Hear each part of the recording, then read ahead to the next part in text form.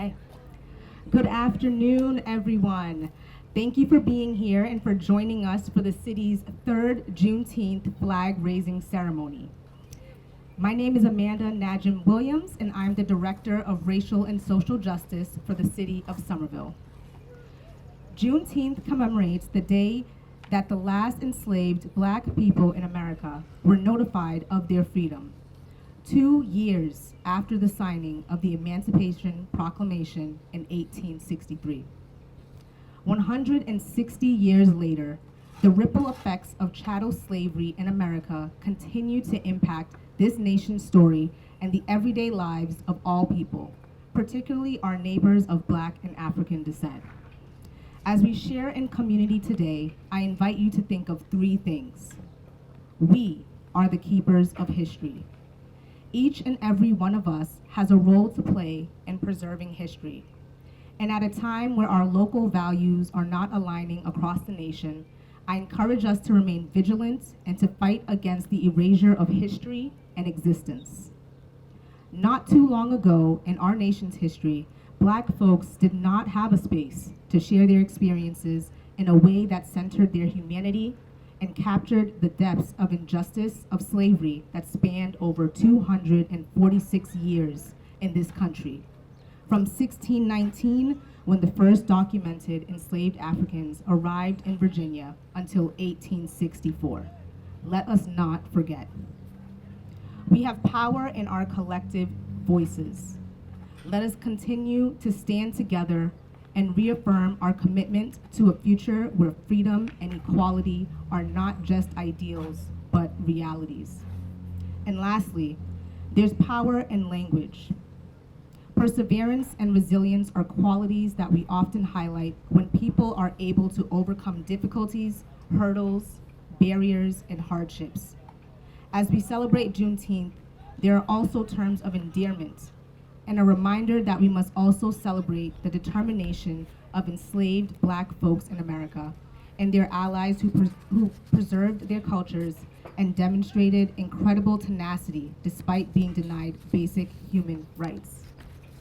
Today we reflect on history and we honor the brave folks who came before us, who fought for freedom, justice, and humanity, and for those who continue to champion this work today. This flag raising symbolizes our commitment to fighting for a just and equitable society. It symbolizes that freedom and justice are for everyone, and it's a reminder that we must continue to preserve history and truth. Thank you for being here today. I hope you'll continue to celebrate with us throughout the week and to connect with the Department of Racial and Social Justice moving forward. It is my pleasure to introduce our next speaker, Mayor Ballantyne.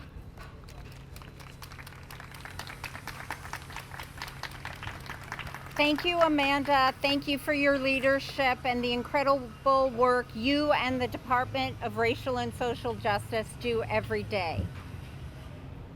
Thank you also to our speakers, our artists, our community members, and everyone who made today's event possible. And thank you for being here on this meaningful day to reflect and raise our voices together. I'd also like to acknowledge that Councillor Burnley is here, Councillor Mba. Thank you for being here. As Amanda said, Juneteenth marks the day in 1865 when enslaved Black people in Galveston, Texas, finally received word, more than 2 years after the Emancipation Proclamation, that they were legally free. It came late.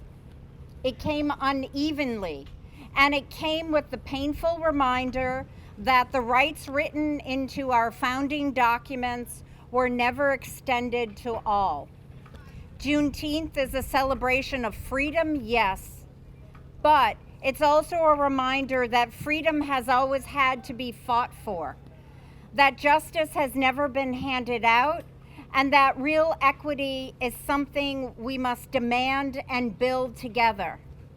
That's especially important to say this year in this moment. We are witnessing efforts to rewrite history, literally and figuratively. Political figures are proposing to name military bases after Confederate generals. Book bans are targeting Black authors. And dog whistles of racism and division are being blasted through megaphones. So if we want Juneteenth to mean something, not just in word, but in action, then we must keep showing up. We must keep funding and defending equity work. We must make room for Black voices, Black joy, Black leadership to be centered and celebrated. That's the work we're committed to here in Somerville. That's the work my administration is committed to. Throughout our Department of Racial and Social Justice, we're building new pathways for community leadership. We launched the RSJ Youth League to support the next generation of change makers. We're investing in mental health supports that are culturally responsive and accessible. We've deepened our partnership with organizations like the Somerville Museum and Tufts University to expand public education around Black history and Black futures. And we are re-examining policies and practices across departments to confront ways that government has perpetual inequity, so we can stop it and repair it. We still have work to do, but we are not looking away. We are not letting hate go unanswered. Thank you. Happy Juneteenth. And next, I'd like to introduce our speaker, Counselor Willie Burnley.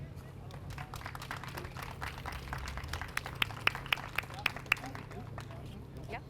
Thank you. Good morning, brothers and sisters. Good morning. Thank you.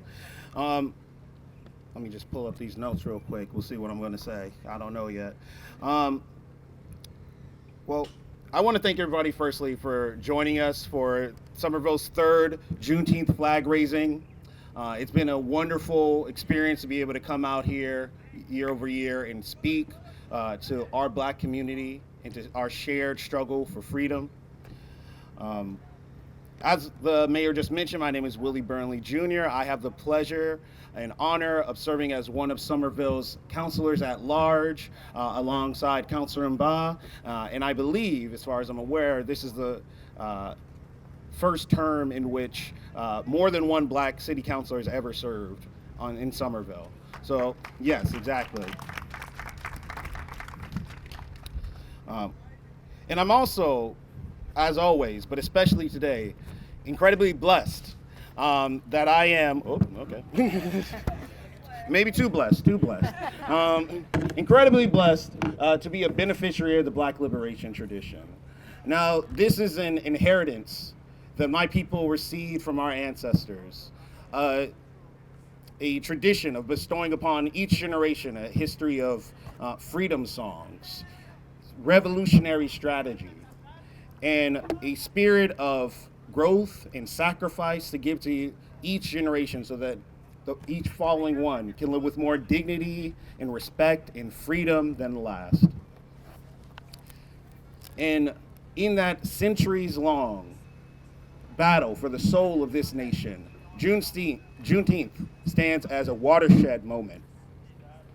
As the mayor just mentioned, Juneteenth began in Galveston, Texas, when Black residents of that town took to the streets for the first time as freedmen and exalted to the heavens and danced with such ferocity that they shook this country to its core so powerfully that we are still lingering in the echoes of that powerful event.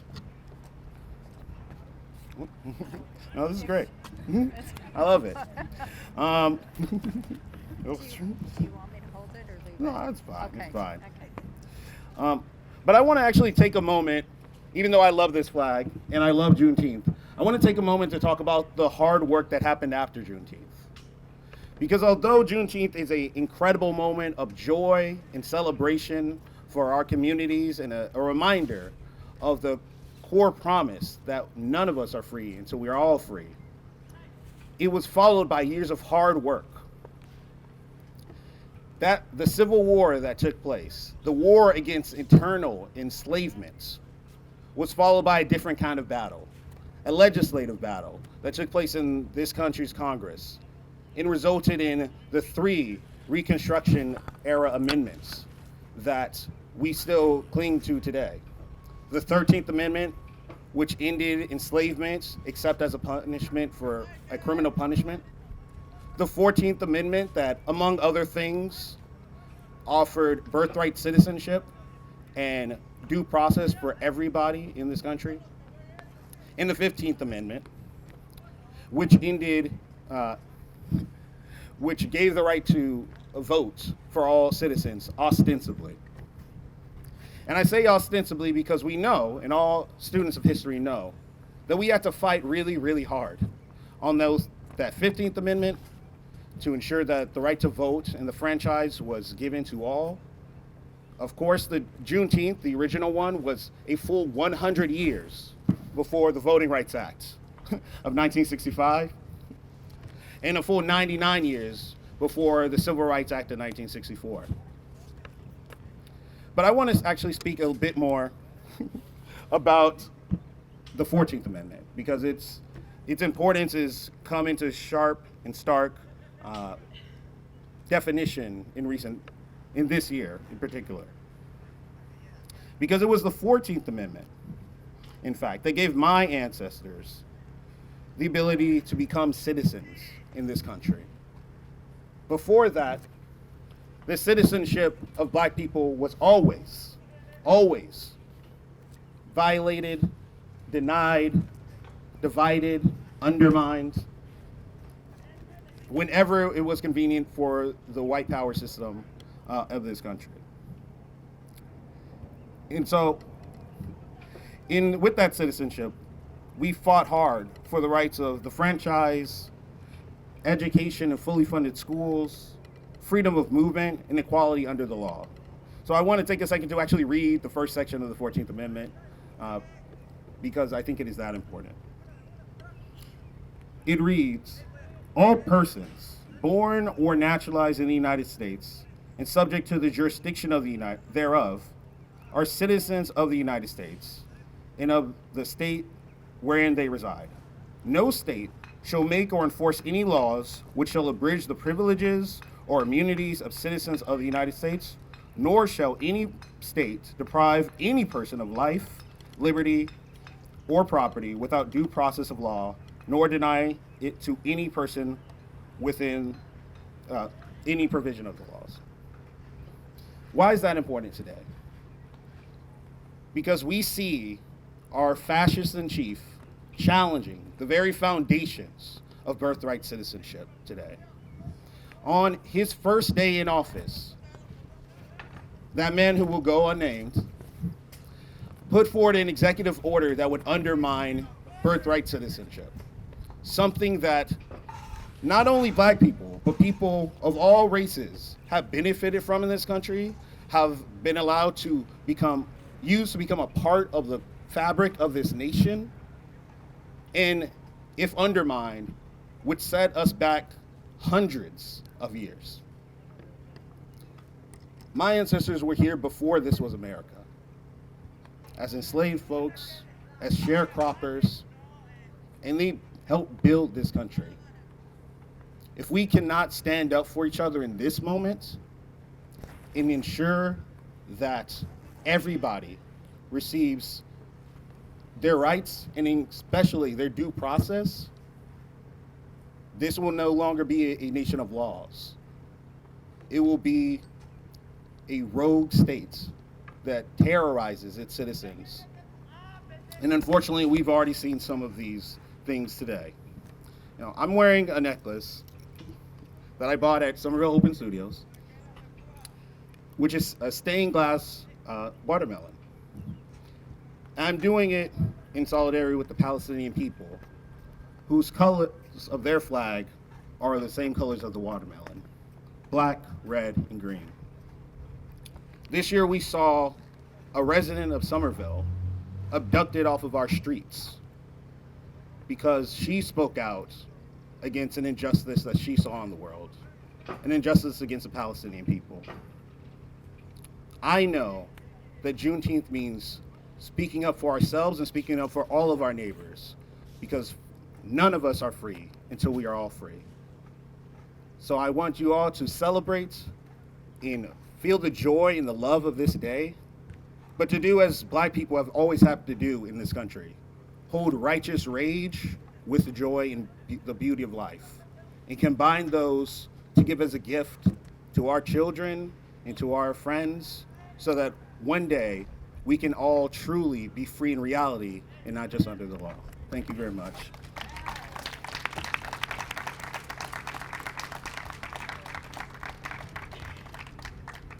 Thank you, Councilor Burnley. We'd now like to welcome to the podium Mr. Henry Parks. Parker.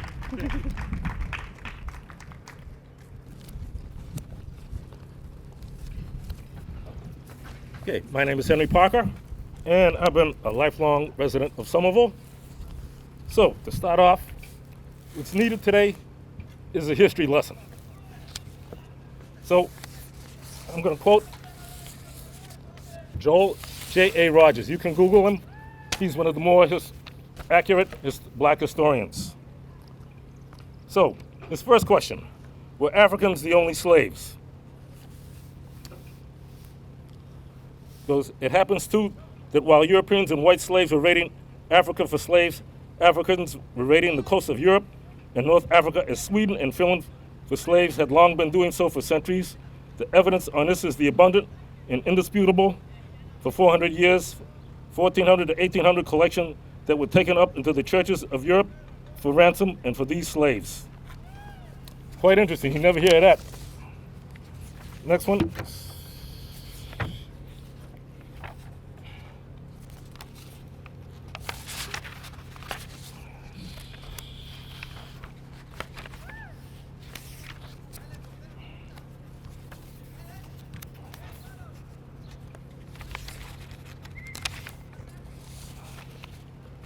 Actually, before they imported blacks to America, some whites were enslaved. It says, it happens too that the first slaves in what is now the United States were white Englishmen. The earliest warrants banishing convicts to a life of servitude in Virginia was signed by James I in 1617. The first 100 arrived in 1619. That was the same year as Negroes did and were sold. Guess we got something in common, folks.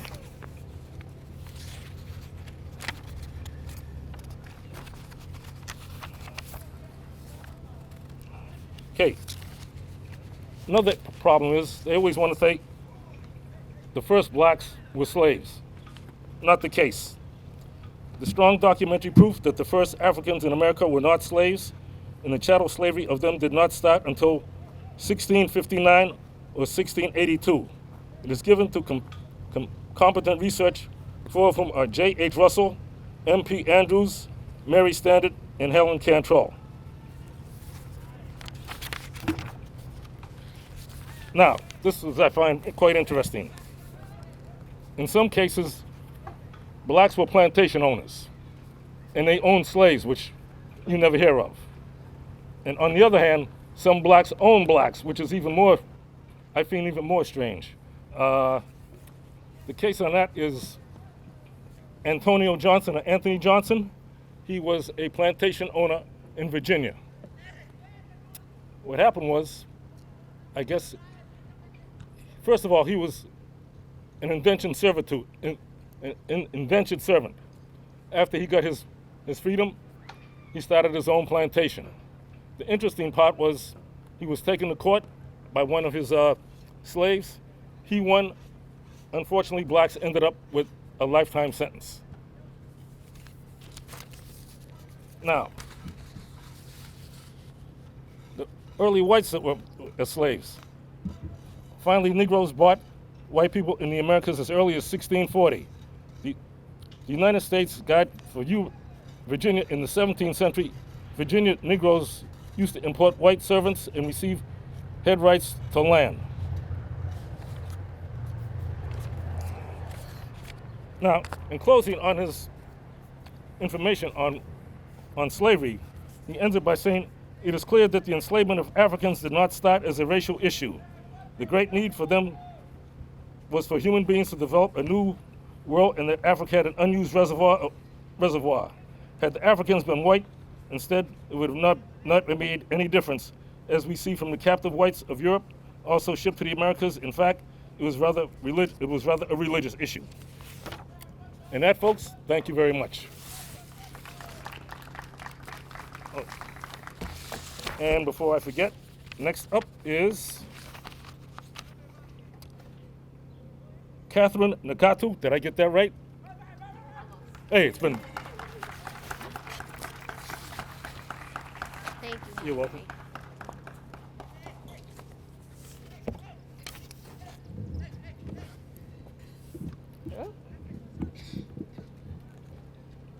I'll just hold it like this. Can y'all hear me? Hey, CJ. Good afternoon, Mayor Ballantyne, Somerville community members, and everyone gathered here today.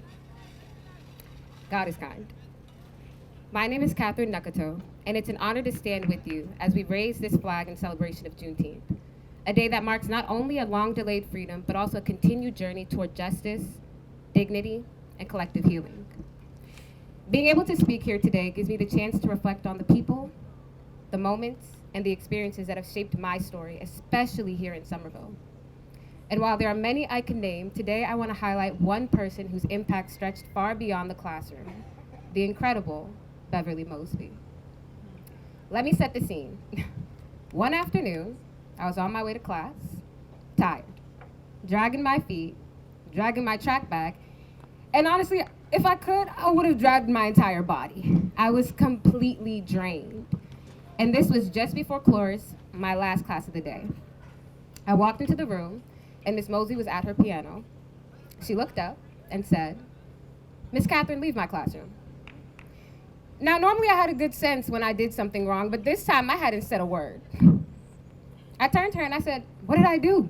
I just walked in." She said, "Walk as if you have purpose in this life, because you do." It wasn't about what I did, but how I did it. Even though I left that classroom that day with my mouth hanging open, I never forgot those words. I carried them with me every day after that, and I still do. Walk as if you have purpose in this life. This moment causes me to reflect on legacy, how it's not just about what we do, but how we do it and who we do it for. Legacy isn't just about what we build for ourselves, it's about what we plant for others. As beautifully said in the musical Hamilton, legacy is planting seeds in a garden you never get to see. That's what freedom looks like. Living and moving with intention, even when the weight is heavy. Choosing purpose in a world that has tried again and again to strip it away. Let this Juneteenth flag be more than a symbol. Let it be a reminder, a call to rise, a call to honor the fight for freedom through the way we live, the way we lead, and the way we love one another. Let it remind us that freedom is not just a moment in history, it's a responsibility we renew each and every day. Listen deeply, learn continuously, and commit to building a more just, more equitable legacy in Somerville and the world for all. God bless y'all, and thank you. Thank you. Up next, I'm gonna call up Kay to the stage. Oh, wait, mercy. Just kidding. I'm gonna call up Amanda to the stage, and she's gonna take it over. Come on, Amanda.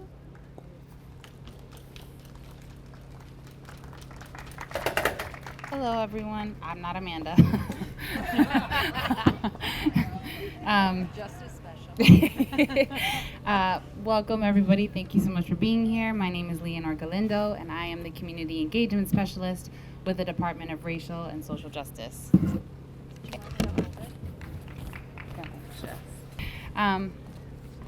Okay. So again, thank you all so much for being here. Thank you to all of our wonderful speakers. And I hope that through the speeches and song that everyone hears here today, we all feel a little bit more prepared to carry forth the message and spirit of Juneteenth, which I believe is willingness to carry forward a message of hope, camaraderie, and freedom to all humans who are more deserving, and I shouldn't say humans, I should say to all persons who are more deserving, who are deserving of a more sustainable, equitable, diverse, inclusive, and compassionate life. Slavery did not end overnight, and as a nation, even today, we still bear the scars of the injustices that were suffered over 500 years ago. The memory of Juneteenth may not be recent, but it signified a change in the tides of unjust bondage that had imprisoned innocent human beings for far too long. The city of Somerville takes pride in the diversity that makes our communities and our city stand out from the rest. We are committed to honoring all of the histories and stories that make up our diverse communities, and will continue creating spaces for community members to share in that joy and recognition. In our mission to continue honoring the history and stories of Juneteenth, we've also partnered with other organizations to be able to offer a wide range of programming and events for both the City of Somerville and City of Medford community members to enjoy. The first of these celebrations will be commencing this Wednesday from 8:30 a.m. to 11:30 a.m. in collaboration with Tufts University for the event titled Together We Rise, a community celebration of Juneteenth at the Joyce Cummings Center located at 177 College Ave in Medford. There will be breakfast offered, followed by performances, as well as a series of workshops where community members will be able to engage in various activities and discussions around Juneteenth. Additionally, the Royal House and Slave Quarter Museum, located at 15 George Street, will be offering free 45-minute tours on June 19th from 10 a.m. to 2 p.m. I strongly encourage all to please visit the museum and learn a little bit more about our local history. Following that Royal House free tours on the 19th, on Sunday, June 22nd, in collaboration with the Somerville Museum, we invite everyone to please join us at the Blessing of the Bay Boathouse, located at 13 Shore Drive, for an event titled 3 Voices, 1 Shore, The Untold Stories of 10 Hills. And we invite you to engage in stories and performances honoring Black and Indigenous voices.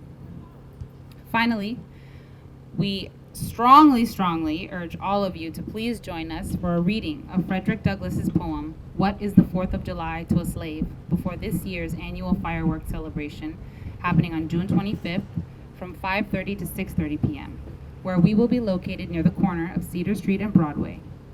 Our flyer also features information regarding the road closures for the event for folks who may be traveling in or throughout the city. Please do not fret. You do not need to commit these dates to memory. They have been included on the back of your program for folks that may be interested in checking out the events, including locations and times.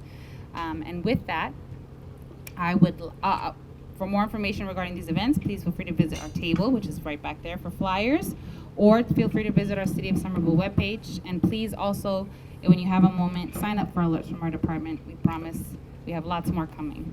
And with that, I would like to welcome our guest performer, Kay Alea, who will lead us in singing Lift Every Voice and Sing. And you will find the lyrics for this listed on the second page of your program.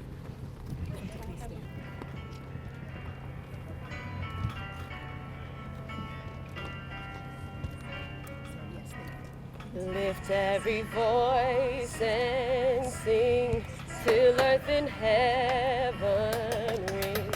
Ring with the harmony of liberty.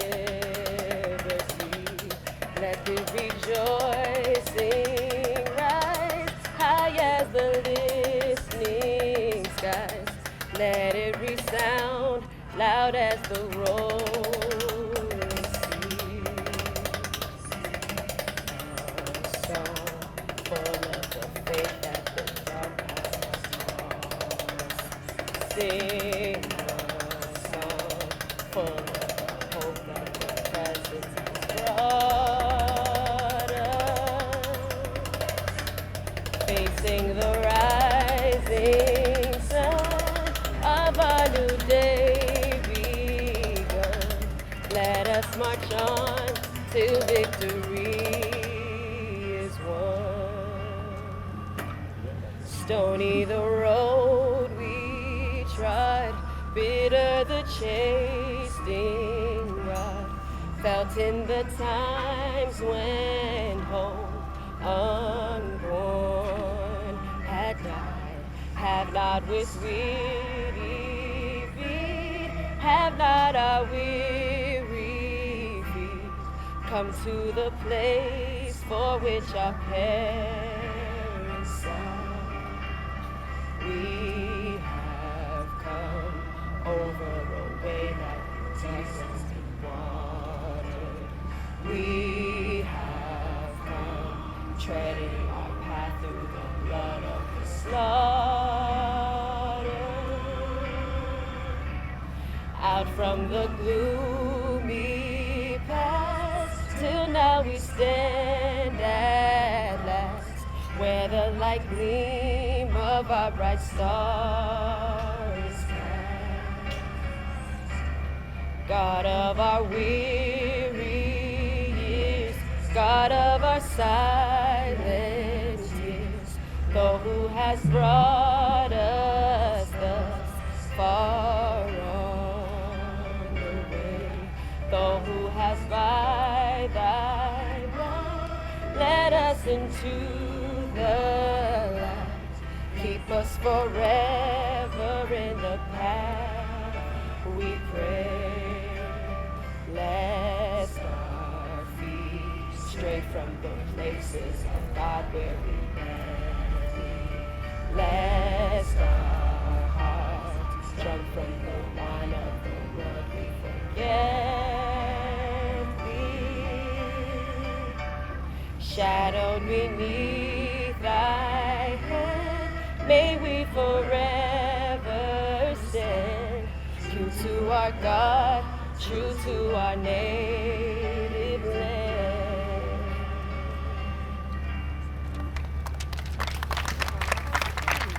That was amazing. Thank you. Thank you, guys. Thank you all. Thank you, Kate, for leading us in song. That brings the end of our programming, our formal program to an end.